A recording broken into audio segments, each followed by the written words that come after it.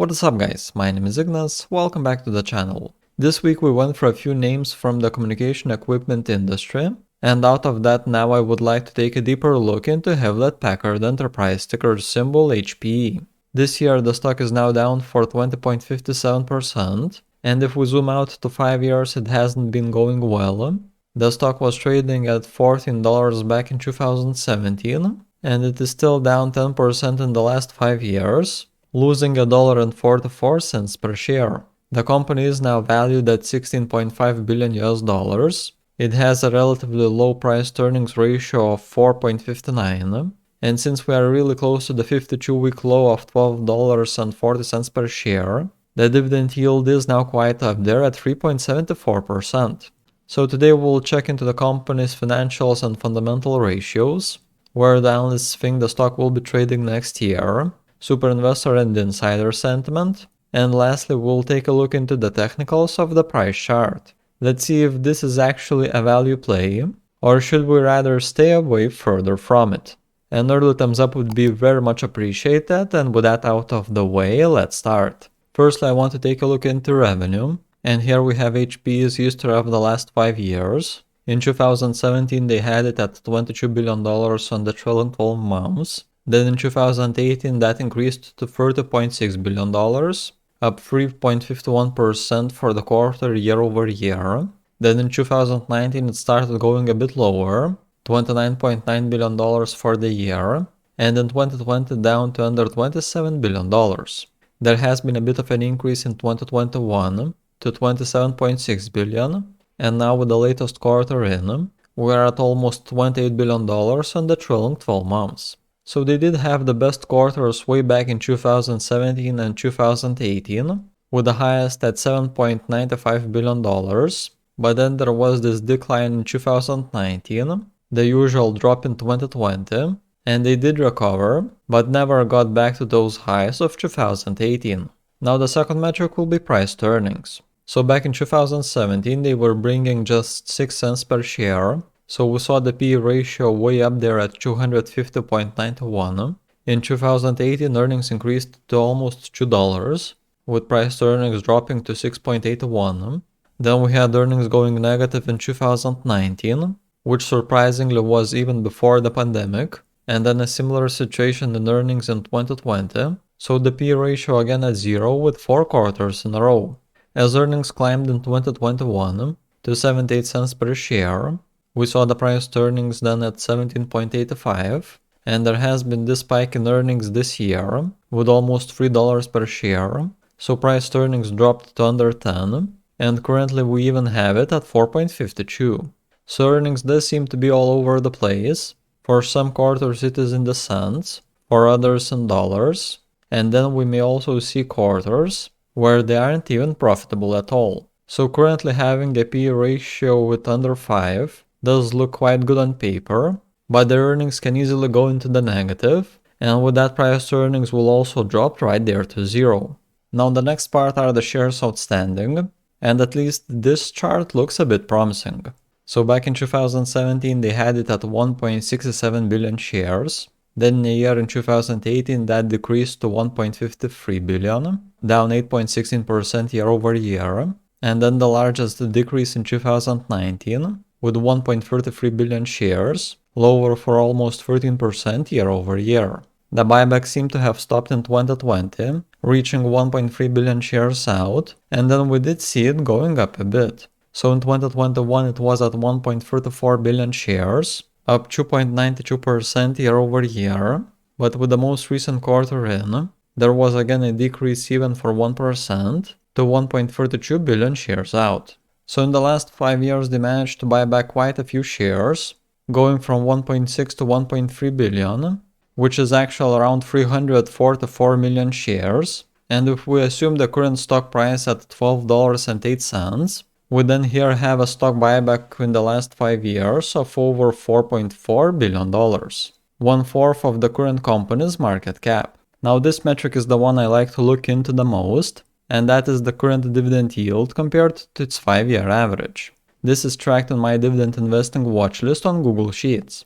So here we have HPE's dividend yield history of the last 5 years, and on average the stock was trading at a dividend yield of 2.87%. So back in 2017, the stock was trading at a dividend yield of 2.06%, under the 5-year average for 28.14%. Then in a year in 2019, the yield increased to 2.75%, under average for 4.07%.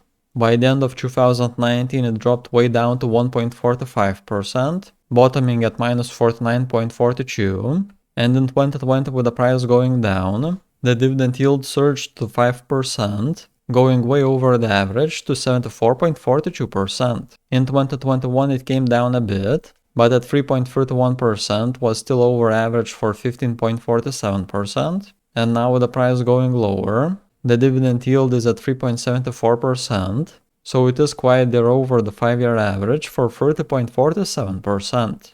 Now if you would be interested in doing a similar analysis for another dividend paying stock yourself, you are able to access this watchlist by following the first link at the top of the description. Otherwise, feel free to add the ticker symbol below, and I'll consider adding that name into the watchlist myself. Maybe you could share some interesting opportunities available in the market that I'm still missing. So we went through the metrics that showed company's history, but now how about expectations? At what price do analysts think Hewlett Packard Enterprise will be trading next year? Here we have information from 17 price targets of analysts. Those targets range from the lows of $13 to the highs of $20 per share. On average, they add up to $16.29, and currently the stock is trading at $12.82.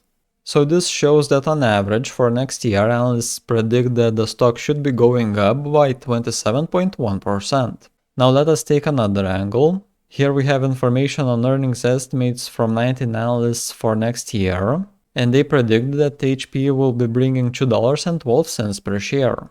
If we assume that next year price to earnings remains the same, then we are looking to an increase of the share price at 6%. So overall, analysts are quite bullish for HPE, expecting next year for the stock to go up from 6 to 27%. Now let's take Superinvestors.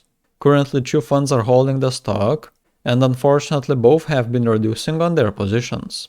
So Hancock Classic Value sold almost 10% of their exposure and are currently holding just over 3.2 million shares, taking up under 2% of their portfolio. The other reduction is from Dodge & Cox. They trimmed just 0.17% of their position and are now holding 71.2 million shares, which is 1.12% of their portfolio. So these aren't at all their largest holdings, but overall we can say that Superinvestors have been net sellers of the stock. And the activity is very much similar with insiders. In the last 6 months they managed to do 0 buying transactions, but then sold 4 times, totaling at $2.79 million. So insiders recently have also only been selling away. Now for the last part, let us take a look into technicals. On August 18th, the price reached the highs of $15.20 per share, right there at the 300-day moving average, and after kept on stumbling lower. On the 23rd, as the relative strength index was approaching 50, we had the crossover down in the lines of the MACD. Then we have this huge red candle on the 26th, as the price opened at $14.63 and closed at $13.76, losing almost a whole dollar per share for that day.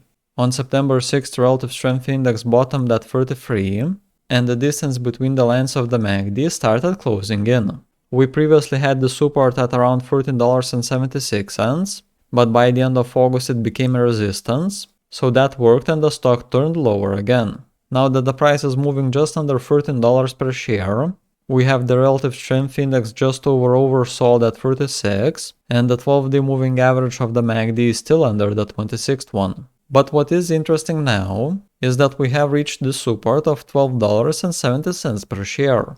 So I believe there could be some opportunity, with the stock going higher to that resistance soon, to $13.70. That implies that the current support has to hold through. But I would be interested in starting a trade where we are right now.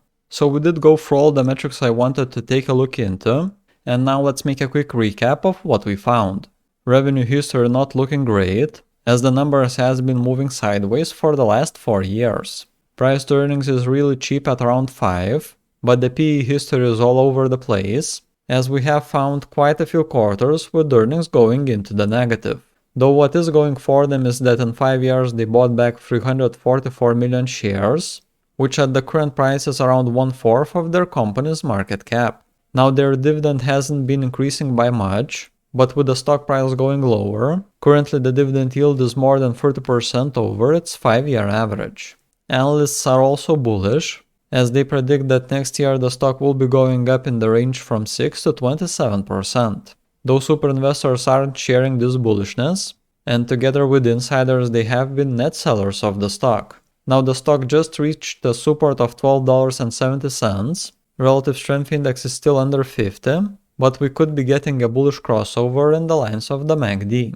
And if that happens, the next resistance is at $13.75, so there could be a potential 7% opportunity in this trade. And that was it. Make sure to support the channel and leave a thumbs up under the video. So what do you think, is HPE a worthy pick right now? Share your stance on the name or your preferred holding in a comment below. If you would be interested in getting access to my notes, then consider memberships. By becoming a member, you will get access to Discord, where I share all my Google Sheets documents and all the buys and sells exactly when I do them. This could be a great option to track my moves closely. Last week I've looked into several other companies, so if you are interested in any of these, then click on a video that is currently on the screen. And that was it from my side. Thank you for watching, and I will be seeing y'all in the next one.